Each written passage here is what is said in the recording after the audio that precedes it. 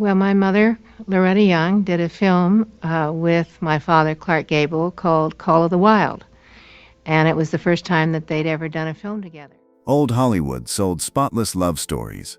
Off-camera, secret romances rewired careers and forced studios into cover-ups, so elaborate, they practically wrote the scripts themselves. 14 Hidden Affairs didn't just break hearts, they bent an entire industry. Tonight we're lifting the velvet rope. From hush-hush hotel keys to PR-made marriages, you'll hear how private choices sparked public earthquakes and why the fallout still shapes the way fame is packaged today. Ready to see which love stories changed everything?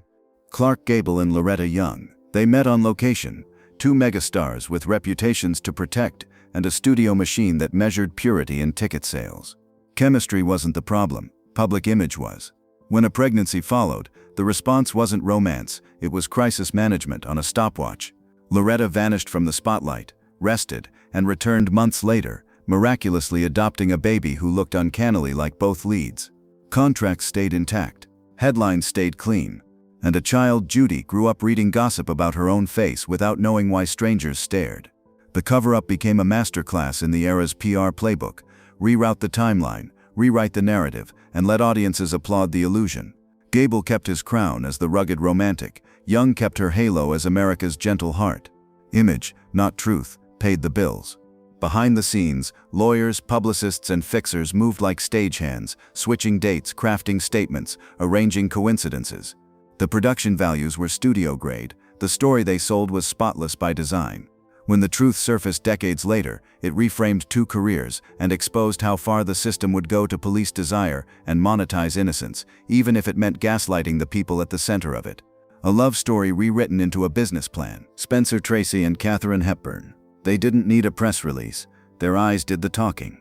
On set, the rhythm was effortless. Banter that felt lived in. Pauses that sounded like history. Offset, they built a quiet arrangement in a town addicted to noise. Tracy never divorced. Hepburn never demanded he do it.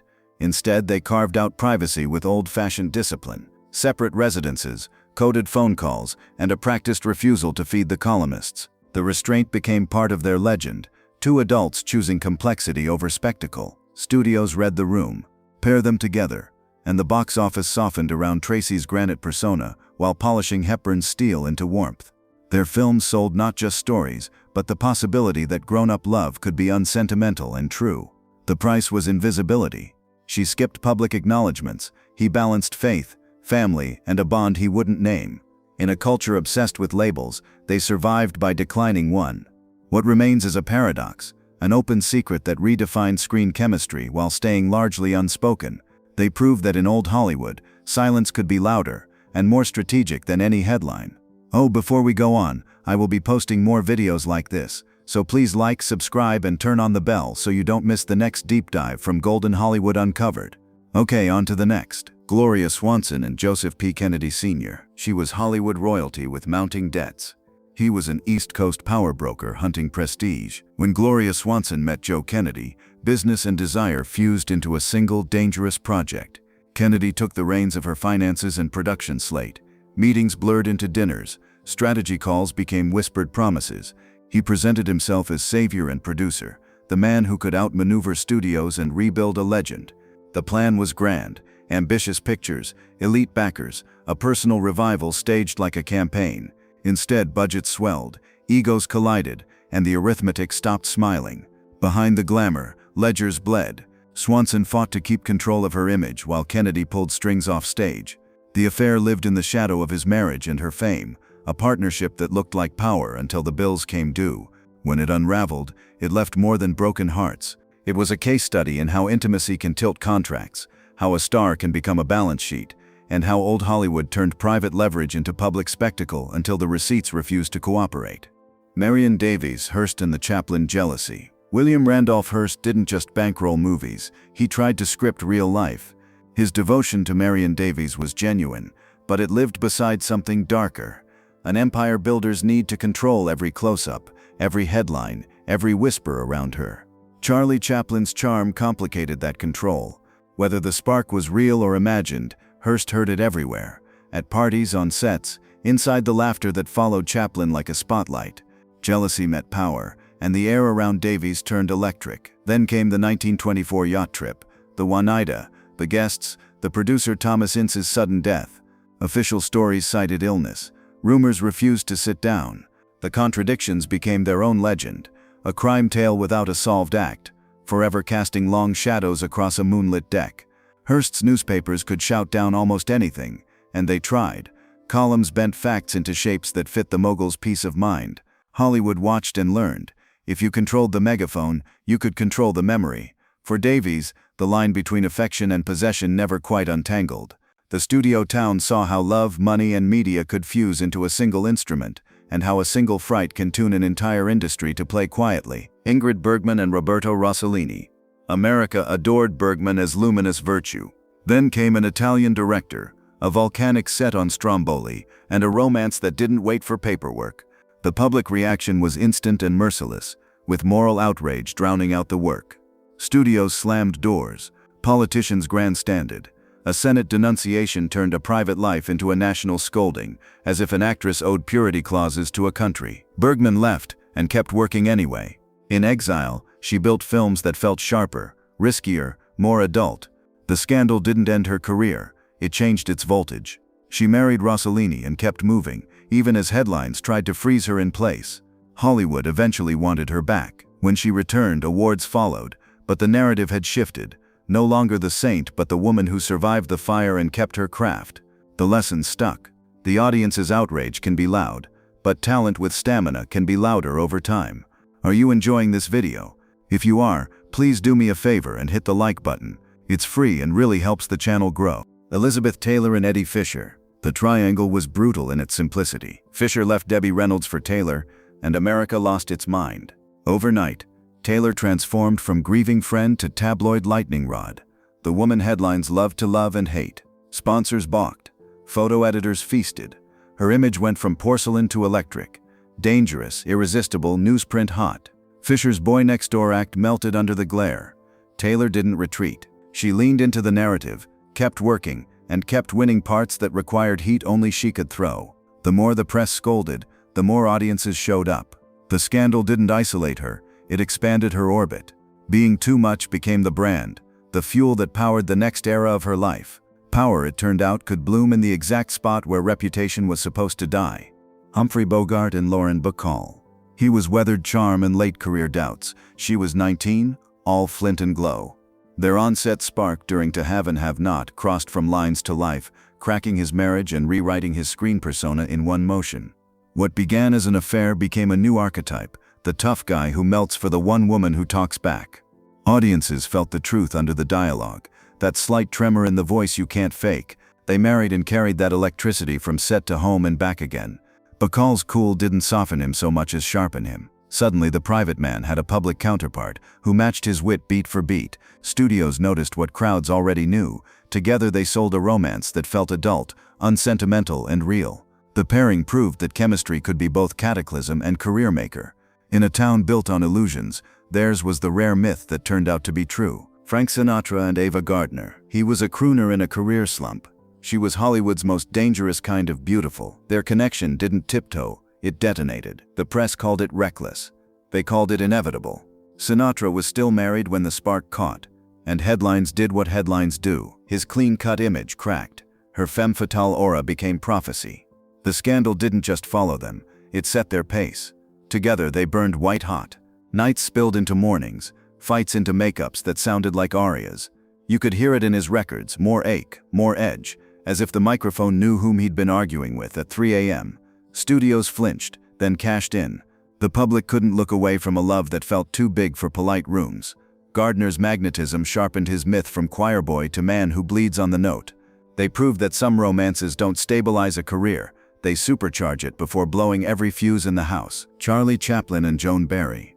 The private relationship became a public event the moment lawyers stepped in. A paternity suit turned personal mess into national spectacle, inviting the country to gawk at the most famous face in silent film. Courtrooms argued biology while newspapers sold morality. The case dragged, rules shifted, and the verdict read like a referendum on celebrity itself, how far fame could bend facts, and how far the crowd wanted to see it bend. For Chaplin, the fallout was more than headlines. Political enemies pounced, Censors sharpened knives, and a genius who once outran scandal with charm discovered there are storms you can't outsmile. Barry's name became a permanent footnote in a saga that rewired how tabloids and courts feed each other. It wasn't just who fathered whom, it was who owned the narrative when science, law, and publicity collided. When the dust settled, the business of managing star behavior felt different. The industry learned to lawyer up first, spin second, and assume that any private mistake could end up on a marquee. Vivian Leigh and Laurence Olivier. They met like flint to steel, two married people who recognized the same voltage in each other. What began in stolen hours became a union that critics called destiny and publicists called a problem. Their talent made the affair impossible to ignore. Casting directors imagined them in everything. Society columns imagined them in confessionals. The pull of work and the push of judgment marched in lockstep. They eventually married, and the world applauded a masterpiece it had already decided was canon. But the pressure didn't evaporate with vows. Health, distance, and fame's constant flashbulbs added hairline cracks to a statue everyone insisted was flawless. Leigh's brilliance came with fragility. Olivier's ambition came with armor. Their love lived between those two truths, stubbornly luminous and endlessly complicated. The performances that defined them sometimes felt like messages they couldn't say any other way. In the end, the legend holds both light and shadow, two giants whose bond elevated their art even as it asked more than any human life should have to give. Joan Bennett and Jennings Lang. She was a bankable noir star with cheekbones that could cut glass and a resume full of femmes who didn't flinch. He was the agent who knew which doors to knock on and how hard to push when a studio hesitated. What began as late-night strategy sessions, markups on scripts, phone calls that ran past midnight, picked up a charge that doesn't show up on call sheets. Hollywood understood the choreography, proximity, adrenaline, and two careers orbiting the same ambitions. Whispers sprouted in commissary lines and outside sound stages, growing legs with every retelling. In that town, suggestion is a currency, and a raised eyebrow can buy a headline by lunch. Bennett learned how quickly a glance can be turned into narrative, and how slow the truth is by comparison. Even friends started speaking in careful tones, as if honesty itself might be overheard. Then came the blast radius moment. Producer Walter Wenger, Bennett's husband, confronting Lang in a studio parking lot. In a flash of heat and humiliation, echoed off cement and steel and into the gossip columns, converting private suspicion into front-page calamity. No one in that lot would ever again pretend these were just rumors that could be managed with a coy smile. Wenger pleaded temporary insanity, served a brief sentence, and with a penitent interview here and a contrite meeting there, began easing back into rooms that had once been his. Lang recovered physically and remarkably professionally, parlaying resilience into new opportunities. The machine stuttered, then resumed its hum, as it always does, just not evenly for everyone involved. Bennett paid the steepest tariff. Scripts grew safer and smaller. Invitations felt more conditional. Directors suddenly remembered creative differences that had never been mentioned before. A career built on intelligence and presence now navigated an obstacle course erected by someone else's anger. She kept working, because that's what survivors do. But the skyline in front of her had shifted. Her story hardened into a cautionary parable, one the town repeats without quite absorbing. When scandal hands out invoices, women are too often asked to cover the balance. The roles change, the fashions change, but the line item remains: reputation, with interest, due upon receipt. Rita Hayworth and Glenn Ford. On Gilda, the camera didn't just find chemistry, it tripped over it. Hayworth's slow turn allure and Ford's quiet steadiness sparked a voltage that bled past the frame edges. When the Klieg lights cooled and the crew wrapped for the night, that current didn't clock out. It followed them into hallways and dressing rooms, into conversations that felt suspiciously like scenes with the filter removed. Their connection stretched across years like a taut wire, sometimes humming, sometimes quiet, never truly slack. There were long pauses and sudden reunions, moments of comfort and moments that stung, proof that real life refuses the tidy acts and curtain calls that movies guarantee. What they had wasn't a single blaze, it was a weather pattern, returning in different seasons with familiar clouds. Columbia Pictures understood what audiences sensed. Publicity leaned into the fantasy, framing them as the pair who made danger look elegant.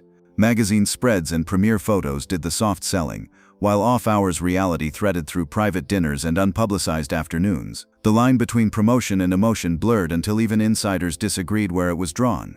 Hayworth's life spun on a carousel of reinvention, marriages, headlines, and an image that demanded both vulnerability and invincibility. Ford, cooler water to her fire, moved along a steadier track, yet the orbit brought them close again and again. The familiarity became its own kind of promise. If not now, then perhaps later. If not later, then at least in memory. They proved that chemistry isn't a one-time windfall you spend and forget. It's a language two people invent, and years later they can still find the words without a dictionary. Even when they weren't together, the audience watched as if they might be, reading subtext into glances and silence into significance. What endures isn't a bullet point timeline or a single scandal to circle in red. It's a constellation, bright points connected by what you can't quite see, keeping both legends lit in the collective imagination long after the marquees changed. Which couple felt most real to you, Hayworth Ford or Bogart Bacall? Comment below. Cary Grant and Sophia Loren. He was the suavest man alive, a myth in a dinner jacket who turned entrances into events. She was a rising force with a gaze that registered at 1,000 watts, immune to the usual tricks. On a set engineered for grandeur, Grant found, to his surprise, that Loren didn't melt at the first application of charm. The pursuit became something else, a study in vulnerability from a man the world assumed never trembled. Age and status tilted the stage in his favor, but the heart doesn't read resumes. Letters were written, confidences exchanged, and the intensity of on-set closeness flowed into the off-hours. Crew members saw enough to make guesses, columnists heard enough to write them as facts. The story multiplied like reflections in a mirrored ballroom, one truth spawning a dozen truth-adjacent versions. Loren, navigating her own complicated commitments, drew her boundaries in ink, not pencil. Admiration was allowed, surrender was not. Her poise under pressure only deepened the aura, making restraint look like power rather than a denial. In a town addicted to spectacle, the refusal to perform intimacy became a performance of its own. Studios and magazines polished the tale to a soft glow. Proposals were rumored, promises were dramatized, and public appetite did the rest. Years later, both stars would trim the legend back toward the factual, offering corrections without puncturing the romance completely. The myth was too pretty to bury. The truth was too human to ignore. Rock Hudson and the studio straightwash. He was built, lovingly and meticulously, by an industry that knew how to sculpt fantasy from light. The audience saw safety and romance, a gentle giant whose smile suggested a life as uncomplicated as the happy endings he delivered. The man behind the billboard carried a different map, one he could not safely show the world that paid to adore him. Publicists and handlers arranged the set pieces, carefully chosen companions at premieres, flattering profiles that emphasized wholesomeness, and a strategically timed marriage that doubled as narrative armor. Dates were blocked on calendars like props on a stage, charming, symmetrical, and designed to be admired rather than examined. The image was a cathedral. The truth had to worship in the crypt. Hudson met the assignment with generosity. On screen, he brought warmth to roles that could have read as mannequins, shading boyishness with kindness and making audiences feel tended to rather than teased. People recognized themselves in his decency and didn't ask for further proof. In an era hungry for comfort, he served it without complaint. The cost was paid in quiet. Friends learned the choreography of discretion. Interviewers colored within the lines. Studios pretended the lines were natural borders rather than fences. Each year the mask fit a little tighter, and the space between persona and person shrank until even laughter had to be managed. The system didn't just protect profits, it edited a life in real time. Behind the gloss, these 14 affairs weren't side stories, they were the engine. They moved money, rewrote contracts, weaponized publicity, and taught studios how to package desire as product. What lingers isn't just the scandal, it's the architecture it built. The myths we still buy, star images, PR romances, curated truths, were tested in that era and never fully dismantled. Old Hollywood didn't just make movies, it engineered memory.